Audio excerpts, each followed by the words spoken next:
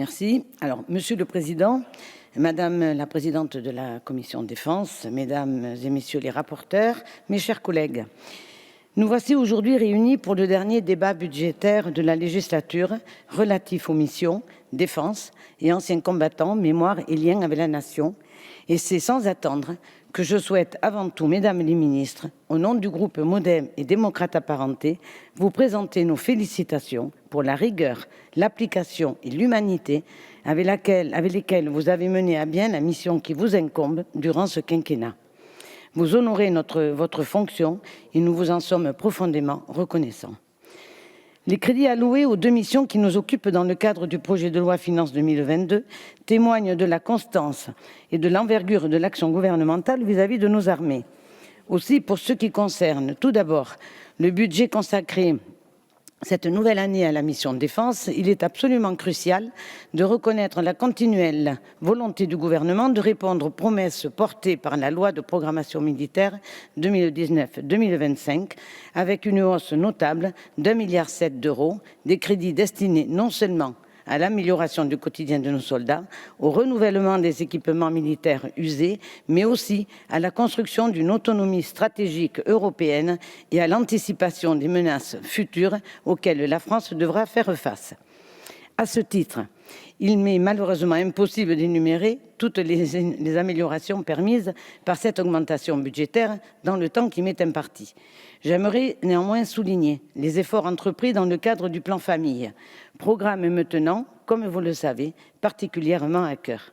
En effet, 337 millions d'euros seront consacrés à l'hébergement et au logement en 2022, permettant ainsi à nos militaires engagés pour la sécurité de notre pays au péril de leur vie de disposer de logements dignes de cet engagement, et ce, notamment par le biais du lancement du plan Ambition Logement, lequel constitue une mesure, comme vous avez coutume de le rappeler, à hauteur d'homme, engageant dès lors l'État, sur les 3 prochaines décennies, à répondre aux besoins tant militaires que civils du ministère des Armées.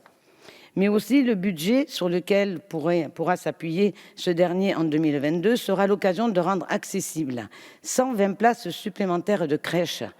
1000 ayant déjà été créées, alors que même depuis 2017, vous avez, Madame la Ministre, largement dépassé l'objectif de 265 places que vous vous étiez initialement fixé. S'il ne s'agit ici que de l'un des nombreux exemples de réussite mis en lumière par le bilan de ces 4 dernières années budgétaires, cela participe assurément de l'effectivité de votre engagement et contribue sans aucun moyen d'en douter à la possibilité pour nous tous de dresser aujourd'hui constat des plus positifs pour le bien-être de nos armées. En outre, pour ce qui concerne maintenant le budget attribué à la mission Anciens combattants, mémoire et liens avec la nation, tel que l'a souligné le rapporteur et ami pour avis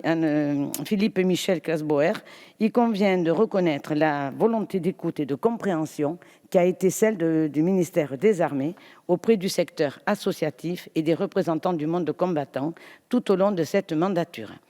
En effet, toutes les demandes collectives ont été entendues et pour la plupart d'entre elles, mises en œuvre. Ainsi, cela se confirme notamment avec la revalorisation du point de pension militaire d'invalidité, PMI, porté à 15,05 € au 1er janvier 2022, contre 14,70 € actuellement dans le projet de loi 2022, lequel reflète l'aboutissement du travail mené communément par le gouvernement, le Parlement et les dites associations. Le budget de la mission Anciens combattants, mémoires et liens avec la nation s'élevant à 1,9 milliard d'euros pour l'année à venir. Le ministère démontre une volonté de poursuivre ses actions en faveur de tous les acteurs visés par cette dernière.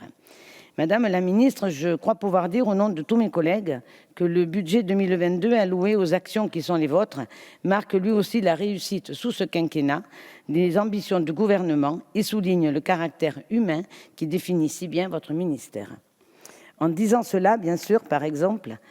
je pense bien sûr par exemple à la hausse du montant des pensions perçues par toutes les personnes ayant dû abandonner leur activité professionnelle pendant plus de 15 années afin de venir en aide à leur conjoint grand invalide, aux mesures adoptées en faveur du conjoint survivant, ou encore toujours dans une volonté d'équité, à l'extension du bénéfice de la carte du combattant aux anciens soldats ayant combattu en Algérie entre 1962 et 1964.